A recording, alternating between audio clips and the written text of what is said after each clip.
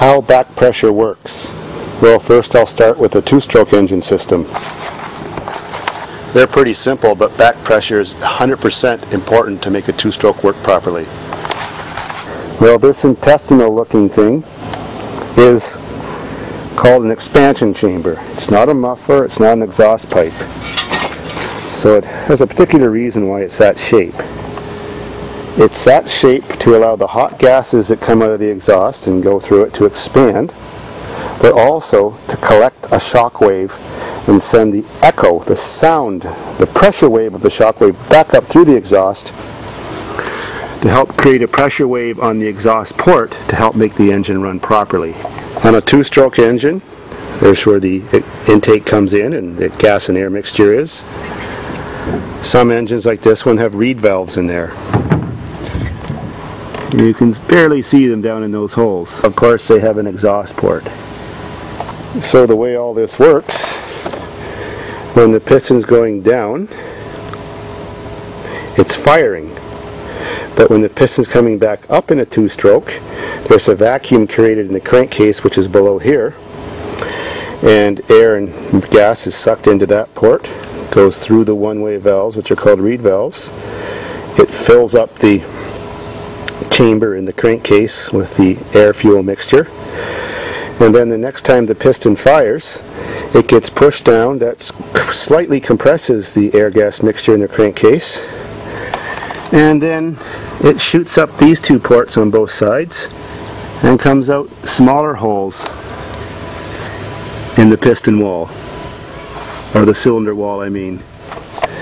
Hey baby, you come to help me? Well, that's called the charging effect or supercharger effect. Two-strokes are self-supercharging. That's what makes them so powerful. Also, they fire every time the piston goes up, unlike a four-stroke that fires every other time. That's the exhaust port, and on the opposite side is the intake.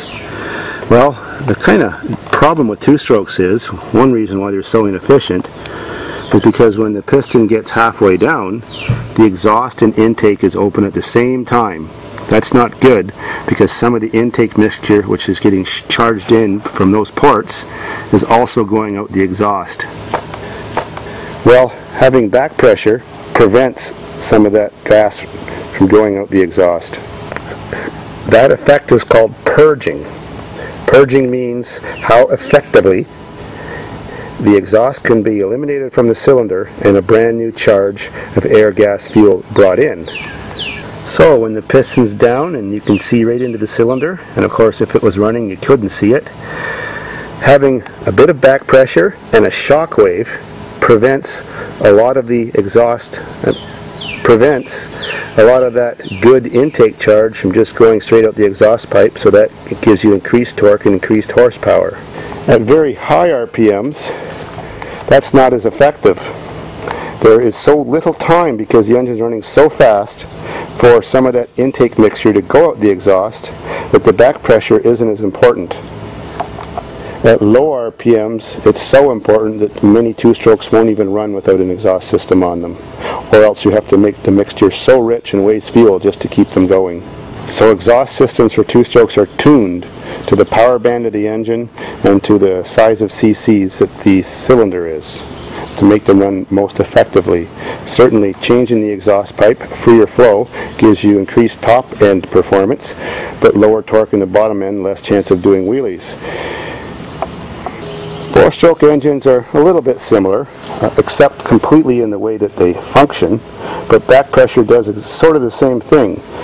Whenever the piston is done its stroke, there's always a little bit of exhaust gas left in the compression chamber above the piston. Well, that's not that great for performance, but it aids a little bit in low RPM performance for like four-strokes. Also purge themselves somewhat while they're running, and of course the less amount of back pressure you have, the more that they purge themselves, which means if there's less exhaust gases left in the combustion chamber above the piston, that means there's a chance that there's more air or oxygen going to be in there for the next charge, which leans the mixture.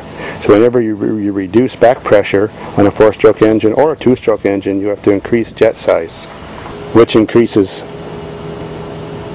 fuel flow. Back pressure increases low end and low RPM fuel efficiency and torque, but hurts high end performance and fuel economy. So if we could have the perfect car, you would have a normal sounding car with a full back pressure exhaust system during city driving, and when you're on the highway or higher RPM use, if there was some way to bleed off the exhaust to a lower restricted way, then you would increase your performance and increase your fuel economy. On a 2-stroke or a 4-stroke, running too lean, maybe because you might have too little back pressure, will damage the engine. On a 2-stroke, the piston may get so hot that the center may melt and the piston will collapse. On a 4-stroke, it burns out the exhaust valves during continued use, not only if you do it for a short time, but if you use it a lot like that.